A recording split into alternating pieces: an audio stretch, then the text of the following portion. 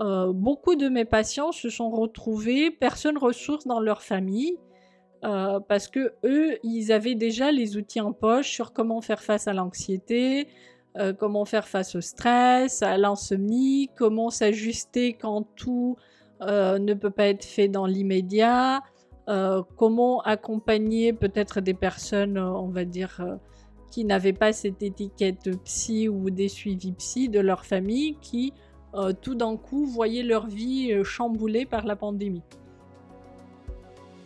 Thérapeute, un métier, une vocation, un chemin de vie. Bienvenue dans ce podcast qui s'intéresse à tous ceux qui consacrent leur vie à prendre soin de celle des autres. Je m'appelle Julien Bess et je vous invite avec moi à venir découvrir ces personnes d'exception qui ont toutes choisi de faire de la thérapie leur art pour le mettre au service de celles et ceux qui le désirent.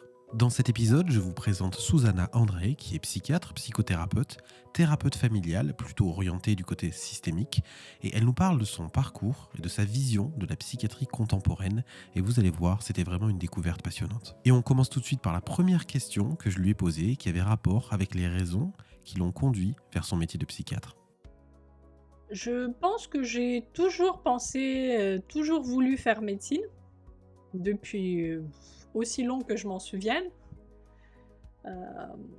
Je n'ai pas toujours voulu faire psychiatrie, certainement à l'époque où j'ai découvert que la médecine existe en tant que métier, j'y pensais pas psychiatrie. C'était le début des années 90, où j'ai clairement orienté mon choix vers la médecine, et je pense que la psychiatrie était très innocente, très au début à l'époque, puisque comme j'ai fait mes études en Roumanie, c'était juste après la tombée du mur. Donc on était encore sur un regard assez tabou sur tout ce qui était santé mentale, tout ce qui était bien-être, c'était pas dans le discours public. En revanche, j'ai beaucoup passé du temps pendant mes années de fac. Donc, faut savoir qu'en Roumanie, les études de médecine ont suivi le même format qu'en France. D'ailleurs, je pense que le système était inspiré par le système français, tant dans l'organisation de soins que dans l'organisation des études. Pareil, avec une première année de médecine extrêmement dure, certainement pas aussi dure qu'en France, mais difficile, avec des épreuves classantes nationales à la fin de la fac, avec une thèse au début de l'internat, etc. Ce qui est particulier, c'est que en Roumanie, et peut-être dans d'autres pays, à la fin de l'internat de toute spécialité, que ce soit psychiatrie ou autre, il y a aussi un examen, on va dire, de sortie, entre guillemets. Et là, moi, j'ai passé une partie de mon internat en France, donc je suis arrivée en France pendant mon internat. J'étais du côté de l'université de Strasbourg, et j'ai trouvé l'expérience très riche et très intéressante. Et ça m'a beaucoup aidée à ouvrir vers un regard beaucoup plus humaniste, beaucoup plus communautaire de la psychiatrie. Et aussi aller dans une forme de maturité professionnelle qui m'a permis d'ailleurs, à la fin de mon internat, parce que j'ai voulu faire le parcours, finir le parcours en Roumanie, mais aussi intégrer le parcours en France. Quand j'ai passé mon examen de fin d'internat, j'étais la deuxième de ma promo. Ouais, Donc, félicitations. voilà, Ça, c'est une sacrée fierté, c'était surtout dans ce un milieu-là. petit moment où j'ai pu me dire, j'appartiens aux deux systèmes et je peux faire des choses qui sont satisfaisantes pour moi en tant que professionnelle, et puis reconnues d'une qualité suffisante par autant le système roumain que le système français. Ouais. Et comment s'est fait le choix de la France, du coup, pour venir passer ton internat ? Je pense que ça comptait beaucoup, justement, que le système avait à peu près les mêmes valeurs, en tout cas la même morale, l'orientation vers une psychiatrie humaniste, vers un système où on va prendre en charge d'une manière euh, adaptée à chaque cas, et non pas comme dans les systèmes un peu plus capitalistes, libérales, comme aux États-Unis, en fonction des revenus de la personne. Et c'était quoi ton meilleur souvenir dans ce parcours de formation-là, si tu devais en choisir un seul? Oh, ça sera difficile de choisir un seul, parce qu'il y a eu tellement de beaux moments. Je pense que le meilleur doit être une fois que je me suis lancée dans le parcours de formation de thérapeute systémique, euh, à découvrir, à être soutenue par mes formateurs en tant que approche complémentaire et non pas divergente à la psychiatrie. Et là, je dirais qu'en grand moment, c'était la rencontre avec Dr Reynaldo Perron qui était aussi, lui, psychiatre et un modèle de comment on peut marier les deux métiers. Ouais, j'imagine. Et comment s'est fait ta rencontre du coup avec, l'institut, de formation du docteur Perron? Alors, ça faisait déjà 3 ans et demi que j'étais en formation de thérapie familiale et intervention systémique et je cherchais à développer un peu plus ma pratique systémique. C'était en coup de chance, je dirais. Heu, Pas complètement au hasard parce que je suis une grande curieuse. Du coup, je suis partie à la recherche d'autres endroits de formation, d'autres sites de formation pour enrichir justement mes formations et ma pratique, et mes connaissances. Et je suis allée dans plusieurs colloques. Et un des colloques, c'était à Lyon, avec l'IFAT. Et je m'en souviens encore que les premières rencontres ont été avec la directrice, Estelle D'Ambrosio, un des directeurs de l'organisme de gestion de l'IFAT, Monsieur Durand, et après, c'était Dr Reynaldo Perron. Donc, c'était ces rencontres-là, et puis l'accueil et l'atmosphère qui m'ont fait décider de voilà, passer à une prochaine étape de ma formation auprès de l'équipe de l'IFAT à Lyon. Voilà, j'ai pris à peu près 6 mois pour explorer d'autres écoles de formation. Je suis allée en Suisse aussi. Et là, j'ai fait des rencontres extraordinaires aussi. J'ai lié des amitiés, j'ai découvert des écoles de formation qui font des choses très intéressantes. Et il y a eu toute une forme d'effervescence et revalorisation de mon engagement auprès de la systémie parce que j'ai pu voir d'autres approches, d'autres regards. Et ça m'a ramené un peu à une expérience, tu me demandais tout à l'heure, une expérience que j'ai eue pendant mes années de formation de psychiatre, pendant mon internat, où certains de mes profs avaient cette habitude à encourager de diversifier ses pratiques, ses expériences et ses stages, à ne pas rester tout au long de l'internat dans le même centre universitaire ou dans le même type de pratique, avec le même référent, etc., mais justement diversifier pour enrichir ses pratiques.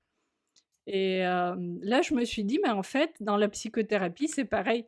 Plus on a des regards riches et complexes, plus on va être des meilleurs praticiens parce que ça va nous permettre de ne pas glisser dans le dogmatisme ou dans un regard unique et dans un avis linéaire, mais plutôt dans quelque chose qui est autant solide, mais aussi personnalisé pour ce qui sera notre pratique, mais pour ce qui est la résonance personnelle aussi. Mmh. Et comment tu t'y prends du coup aujourd'hui dans ta pratique? Parce que du coup tu as ta formation initiale en psychiatrie. Aujourd'hui tu as une formation en psychothérapeute, thérapeute de couple, de la famille et puis du coup avec plusieurs, courants théoriques différents. Comment tu allies tout ça dans ta pratique du quotidien? Bah, je trouve que c'est beaucoup plus simple aujourd'hui puisque tout ça se complète très bien. Il y a des approches tout à fait cohérentes entre elles. C'est vrai que la porte d'entrée, pour la plupart des consultations, c'est une demande médicale. Après, pour ceux qui sont dans une, logique d'avoir un suivi, parfois le suivi médical peut, diverger vers une psychothérapie, que ça soit une psychothérapie brève ou une psychothérapie de couple ou, familiale ou autre. Et d'autres fois, ça reste juste un suivi médical en fonction de ce que la personne demande et surtout de ceux qui sont prêts aussi à investir eux de leur côté parce que, quand même la psychothérapie, il y a une forme de contrat moral où, les 2 personnes travaillent ensemble vers un but commun. Donc, autant je suis respectueuse des parcours et des histoires de vie de chacun, autant je garde une certaine modestie à ne pas les pousser à tout prix vers un objectif qui, voilà, que moi je peux voir comme bienveillant et comme, positif, mais que les personnes sont peut-être pas prêtes dès le premier rendez-vous ou deuxième rendez-vous à adopter. Donc il y a tout un travail de lien thérapeutique qui se fait d'abord entre moi et le patient et au fur et à mesure que cette relation thérapeutique grandit, ben, ça va permettre d'aller vers de la psychothérapie ou rester dans le médical. Et j'ai eu aussi énormément de cas qui ont très bien évolué sans aller dans la psychothérapie. C'est vrai que voilà, on ne sera pas sur les mêmes résultats, mais ça n'empêche pas que il y a du bon progrès. Et puis il y a aussi pas mal de patients qui font de la psychothérapie à l'extérieur, et je suis tout à fait Heu, voilà, tout à fait soutenante de ça et je collabore très bien avec mes collègues psychologues.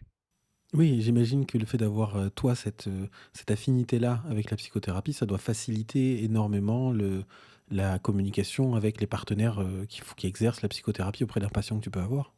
Bah, là, c'est un peu particulier à cause de la pandémie, mais en temps normal, je fais des rencontres régulières avec, les collègues psychologues de la communauté locale. Je suis impliquée dans des projets de prévention de suicide ou des projets de communication auprès des jeunes et des personnes qui peuvent être vulnérables dans la communauté. Donc, Heu, enfin, je ne sais pas si tout le monde est à l'aise à venir m'interroger quand, ils mettent en place un projet ou quand ils développent quelque chose, mais en au moins du côté des interactions avec les psychologues, pour la plupart, on travaille en collaboration et ça se passe très bien pour les patients. Mmh. Et qu'est-ce qui, t'a fait choisir d'une certaine manière l'approche systémique quand tu as été formé à des courants de psychothérapie? Tu savais déjà ce que c'était ou alors est-ce que enfin tu as été un peu par curiosité ou alors tu avais déjà une bonne représentation de ce que tu allais y trouver? Je pense qu'il y a eu un concours de circonstances, si je peux le dire comme ça, dans le sens où j'avais lu, beaucoup, beaucoup de références, de psychothérapie sur mes premières années d'internat. Une des références qui m'a beaucoup parlé et qui est restée, avec une valeur particulière, c'était, l'approche de Milton Erickson et toute la manière d'accompagner les personnes, vulnérables ou en souffrance, dans un sens très humain et très non jugeant, on va dire comme ça, très bienveillant. Et ça, je l'ai retrouvé dans la systémie et ça m'a tout de suite, confirmé que j'étais sur la bonne voie, que c'était ça. Bon, on était, je pense qu'il y a dû se passer peut-être, 7-8 ans entre ma première rencontre, avec les écrits de Milton Erickson et ma première rencontre avec la systémie. Mais ça a tout de suite, fait résonance et ça a très bien matché avec ma pratique à l'époque. J'étais, dans un service de psychiatrie, dans un hôpital et qui était, assez impliqués dans la vie de la communauté aussi. C'était un hôpital local et ça permettait aussi d'avoir un regard, beaucoup plus, on va dire, ça serait quoi le mot? Beaucoup plus, utile, beaucoup plus orienté vers la résolution des difficultés et non pas juste, faire de la recherche, ou juste des choses académiques, ce qui est très intéressant, mais parfois ça ne matche pas avec les besoins, du terrain. Et du coup, tu cites Milton Erickson. Est-ce qu'il y a d'autres, thérapeutes comme ça qui ont été particulièrement marquants pour toi? Soit des auteurs que tu as lus, soit des personnes que tu as rencontrées? Ah ben là, il y a et la liste est très, très, très, très longue. Je pense que ce qui m'a beaucoup, influencée dans la lecture systémique, c'est, toutes les écrits de Jay Haley, puis les écrits de, Chloé Madanès qui fait partie de même, parcours plutôt de systémie, stratégie. Puis la rencontre avec Reynald de Perron et ses livres et avec, toutes les formations de l'IFAT. Et de ton point de vue et d'après l'expérience que tu as pu accumuler jusqu'à aujourd'hui, quels seraient tes succès, si on peut dire ça comme ça, et tes échecs les plus formateurs?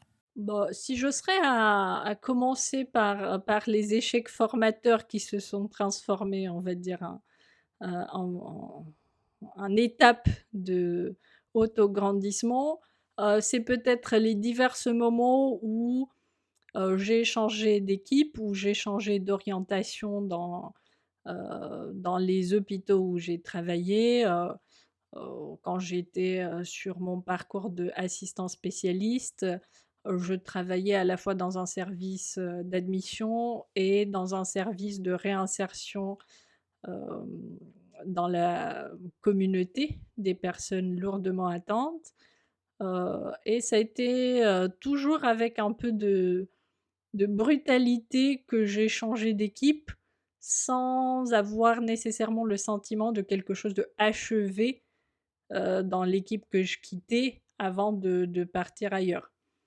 Donc ça a toujours été un peu compliqué de dire: «Je pars, mais pas parce que j'ai tout fait ou parce que je choisis d'aller ailleurs, mais parce que les contraintes de service ou les organisations, nous amènent à, voilà, à me solliciter dans un autre service» ou parfois les contraintes personnelles m'ont amené à changer, de département et d'hôpital et puis, de faire autre chose, dans un autre hôpital.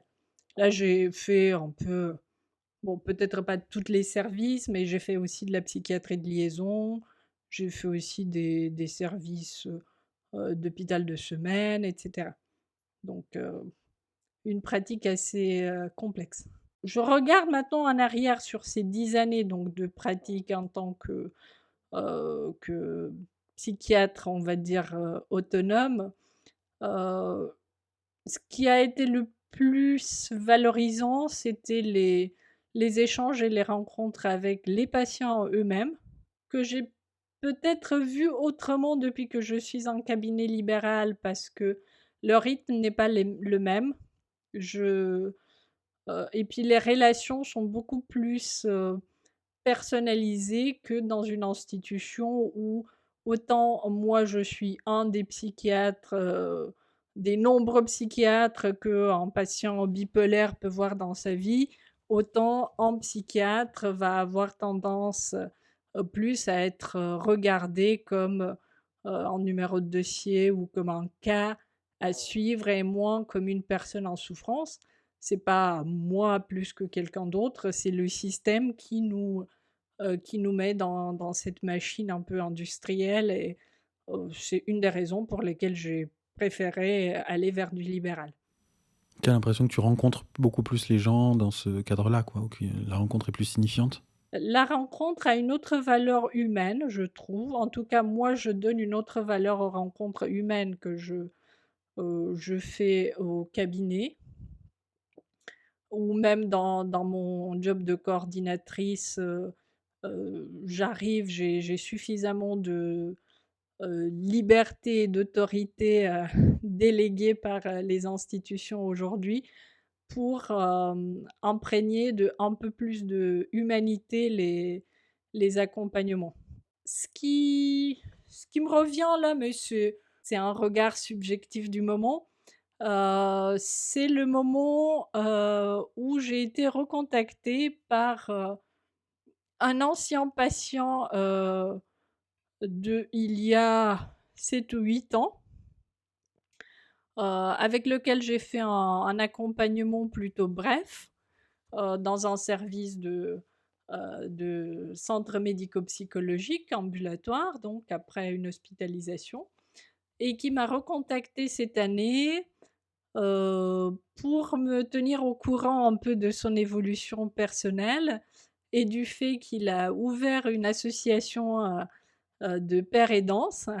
Et il m'a invité à l'ouverture de son association et voilà, je pense que ça a été très intéressant à découvrir que autant d'années plus tard, pas seulement qu'il m'a pas oublié, il s'est donné la peine de me chercher et de m'inviter et il a gardé un regard plutôt positif de son expérience de guérison, alors que c'est pas toujours le cas pour les personnes qui passent par la psychiatrie.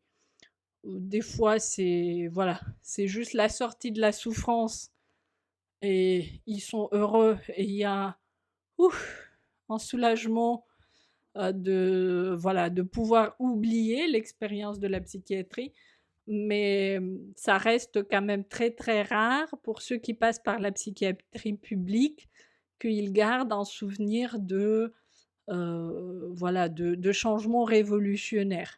Est-ce que tu as, beaucoup de personnes qui viennent te voir, avec quand même des pathologies, on va dire psychiatriques assez importantes? Ou alors est-ce que c'est quand même une patientèle qui te semble différente de celle que tu pouvais avoir quand tu travaillais à l'hôpital, par exemple? Je dirais que c'est du tout venant, mais il n'y a pas la même adressabilité. C'est-à-dire que, hem, je suis dans un milieu semi-rural et il y a quand même encore un peu le tabou d'aller consulter en psychiatrie, ce qui fait que souvent les personnes et même les médecins traitants attendent jusqu'au moment où il y a des crises, où il y a des situations très lourdes, avant d'envoyer en psychiatrie. Donc il y a quelque chose de pas suffisamment différent, je regrette, dans la patientèle du cabinet, dans le sens où je pense qu'on pourrait faire beaucoup mieux au niveau de la prévention et du diagnostic précoce avant que les gens arrivent à l'hôpital ou qu'ils arrivent avec des souffrances très très lourdes. Euh, et ça permettrait aussi qu'on a beaucoup plus de réussite et beaucoup plus de progrès au niveau de ce que la communauté peut mettre comme valeur du bien-être, de la qualité de vie et de la santé mentale. Oui, ce que j'entends un peu, c'est qu'on t'appelle un peu, quand il y a déjà le feu dans la maison, quoi. Donc tu as une intervention un peu pompier, si je peux dire ça comme ça? Oui, un peu. Après, ça, c'est toute la particularité de la psychiatrie en France aujourd'hui, c'est-à-dire que on est de plus en plus démunis au niveau des effectifs, que ce soit à l'hôpital ou à l'extérieur, que ce soit des médecins ou même des infirmières. Ce qui fait que il y a toujours un équilibrage assez délicat à faire entre encourager les médecins traitants ou la communauté tout court de s'adresser aux professionnels de santé mentale ou même psychologues, paramédicaux, autres, euh, parce que voilà, on fait de la prévention, on fait des actions de communication, mais la réalité, c'est que le système ne peut pas toujours absorber toutes les demandes. Et on a un peu vu ça pendant la pandémie avec le Covid que, il y a eu énormément de demandes de soins psychiatriques ou d'accompagnement, psychologique, psychothérapeutique, et tout le monde n'arrivait pas à obtenir un rendez-vous, au moment où, le besoin se manifestait. Toi, tu as vu une recrudescence au moment de la pandémie dans ton activité libérale? Oui, clairement sur l'année 2020, il y a eu, quelque chose de explosif. Surtout la deuxième partie de l'année. Et dans les personnes que tu recevais, qu'est-ce que tu as constaté? Que c'était des gens qui souffraient de la solitude ou alors, peut-être ça avait activé, certains signes, certains symptômes, psychiatriques? Qu'est-ce que tu as repéré du coup chez cette, clientèle, patientèle qui venait à ce moment-là, particulièrement? Alors sur ça, je trouve qu'il y a eu un peu comme pour la pandémie en elle-même, plusieurs vagues.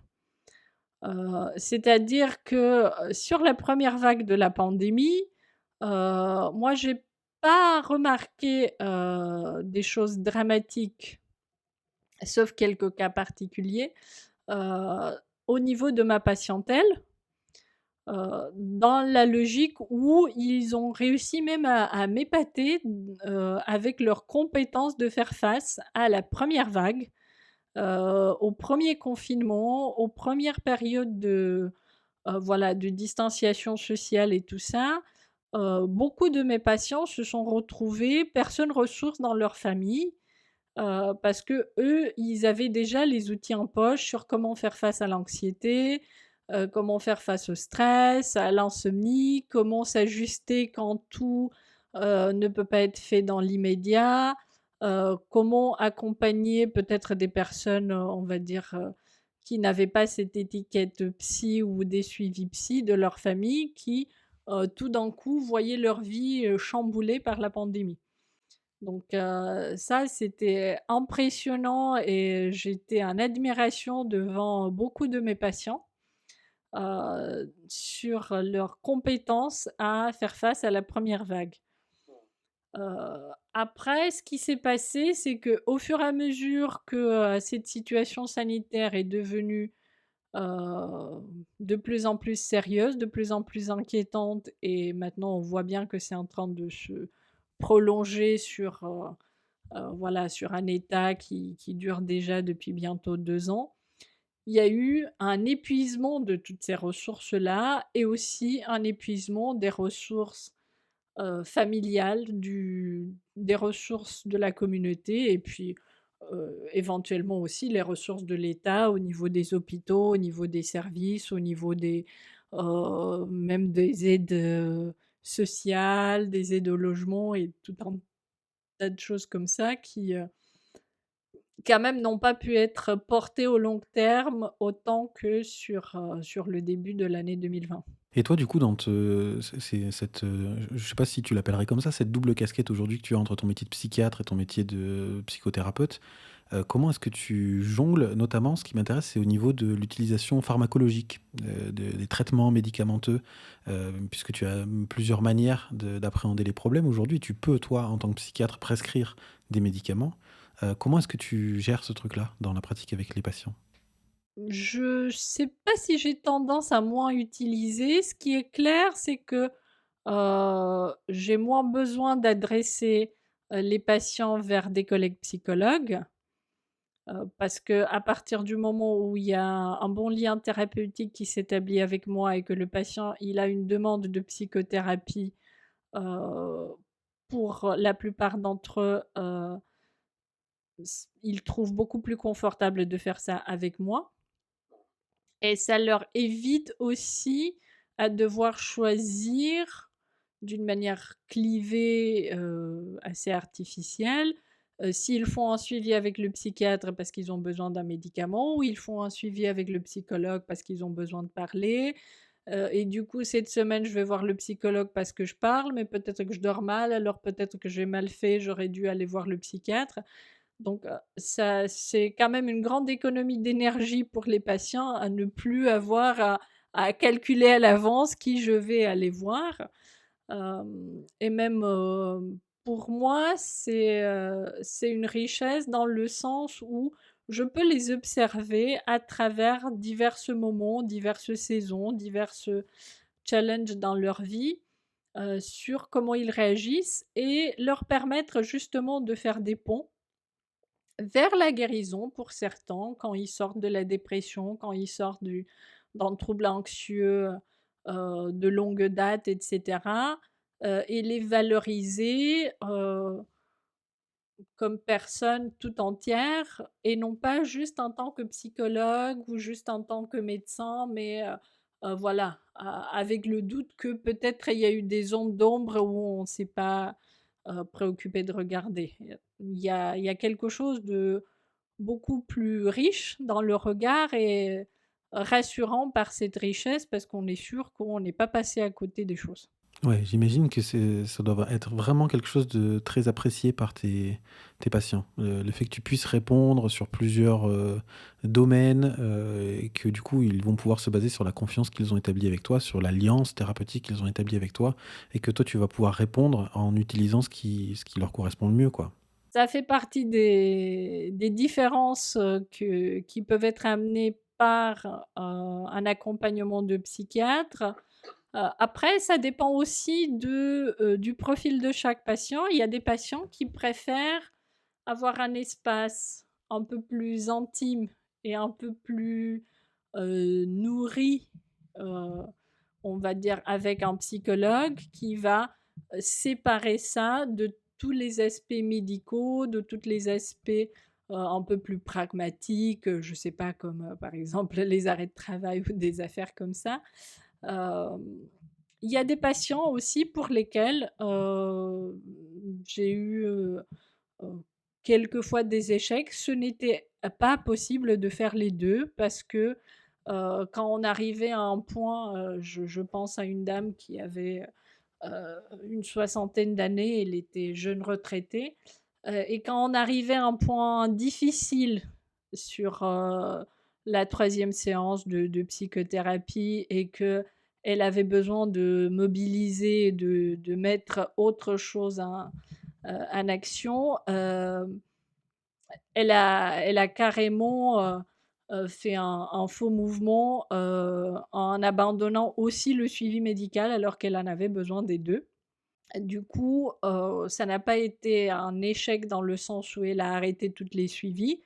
On s'est revus 4-5 semaines plus tard, donc il y a eu une petite pause et on a pu remettre les choses au clair.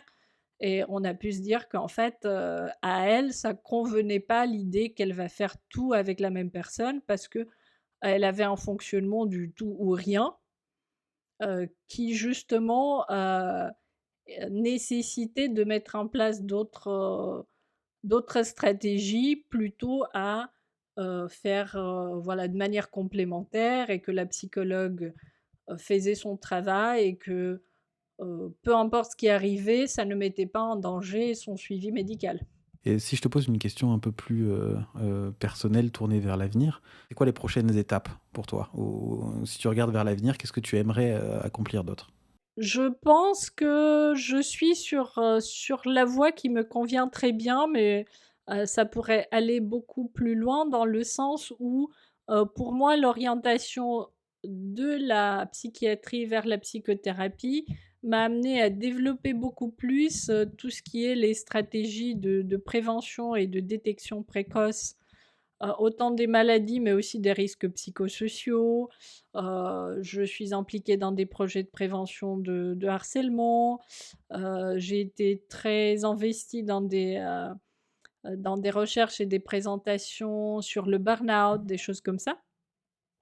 Donc, moi, je vois l'avenir comme une continuation de ça auprès de la communauté. Surtout, je suis très investie et j'apprécie beaucoup le retour dans ma communauté et la valeur que ça peut avoir sur les personnes. Et après, je sais pas, je laisserai aussi l'avenir me surprendre et puis je me fais confiance dans mon côté curieux à découvrir d'autres éléments qui puissent m'intéresser. comme, je sais pas, la formation ou la transmission des savoirs, par exemple sur des stages, en cabinet des jeunes psychiatres ou des jeunes externes, des choses comme ça. Que j'avais déjà connues quand j'étais assistant spécialiste et que je peux faire à un autre niveau maintenant. Je pense que ça t'ira comme un gant. Et pour une dernière question, il y a un film que j'aime beaucoup qui s'appelle Retour vers le futur, et du coup, où tu peux monter dans, la DeLorean, activer le convecteur temporel et soit aller dans le futur, soit remonter dans le temps, aussi loin que tu veux. Est-ce qu'il y aurait, des endroits, des moments dans lesquels tu aimerais aller si tu avais cette machine-là? Et la deuxième question, c'est si tu pouvais remonter et aller voir, ton toi de quand tu étais enfant, est-ce qu'il y a un conseil que tu te donnerais? Alors, moi, avec moi-même dans mon enfance, je pense que, je me conseillerais d'avoir un peu plus confiance en moi, et chercher les aidants autour de moi pour, construire, heu, avec cette confiance et avec, les personnes disponibles autour. Même si je l'ai fait, dans mon parcours, autant personnel que professionnel, je pense que j'aurais pu faire plus. Heu et au niveau du retour dans le passé ou, avancer dans le futur, hem, je n'ai pas quelque chose que je voudrais changer, mais plus un état d'esprit que je me dis, que je voudrais, valoriser autrement, sur, l'ouverture et la curiosité. On est quand même un peu formaté au niveau des études en général et particulièrement des études de médecine, sur, des explications linéaires, alors que, en tout cas c'était, voilà, c'était la situation il y a 20 ans quand j'ai fait la fac. Avec la systémie que j'ai découvert et que j'ai, étudiée en large, je suis plus dans un regard de causalité circulaire et de complexité et carrément dans la troisième systémie avec le constructionnisme. Et je peux regarder la médecine d'aujourd'hui aussi avec cet aspect de curiosité et de complexité, parce que, là, ça a progressé aussi et je suis sûre que ceux qui commencent la fac maintenant, ont, beaucoup plus d'apprentissage, riche et divers à faire qu'on avait il y a 20 ans.